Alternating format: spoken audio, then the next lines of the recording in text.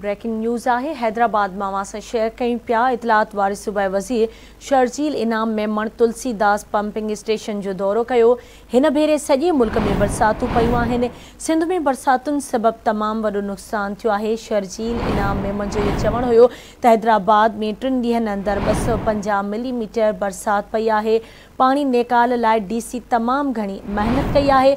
शर्जील इनाम मेमण जो चवणु हुयो त पीपल्स पार्टी जा वज़ीर पाण रोडनि ते मौजूदु हुआ।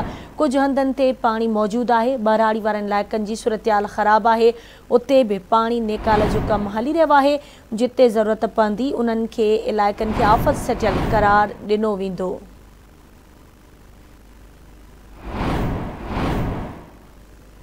तफ़सील मालूम कंदासीं हैदराबाद मां आवाज़ न्यूज़ रिपोर्टर नसीर चना खां। जी नसीर, छा तफ़सील आहिनि? इतलात वारे सूबाई वज़ीर शर्जील इनाम मेमण तुलसीदास पंपिंग स्टेशन जो दौरो कयो आहे।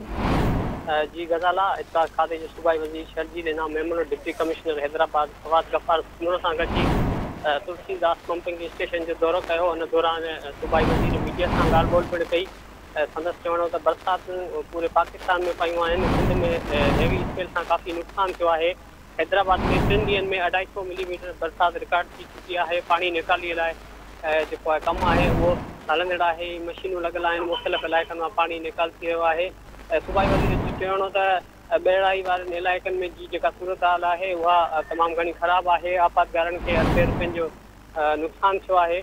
हैदराबाद के आफ़त करार ॾियण बाबति हिकु सुवाल जे जवाब में हिन चयो त जिथे ज़रूरत पवंदी उन्हनि इलाइक़नि खे आफ़त करार ॾिनो वेंदो। सिंध हुकूमत आवाम सां गॾु बीठल आहे। शर्जील मेमण PTI सरबराह इमरान ख़ान खे बि तनक़ीद जो निशानो बणायो। हुनजो चवणो त इमरान ख़ान एतिरो त कूड़ ॻाल्हाया आहिनि। जेकॾहिं उहो सच बि हुजे त पोइ कूड़ लॻंदो आहे। इमरान ख़ान माण्हुनि खे इस्तेमालु करे रहियो आहे। हिन सऊदी अरब में माण्हुनि खे इस्तेमालु कयो। हाणे शहबाज़ गिल खे इस्तेमालु करे रहियो आहे। हू बि दॿाउ विझी रहियो आहे त को मुंहुं में हथु न विझे। इस सूरत में आवाम के रोडन ते आणींदो। शर्जील मेमण जो चवणो त इमरान ख़ान इदारनि के ब्लैकमेल करे रहियो आहे।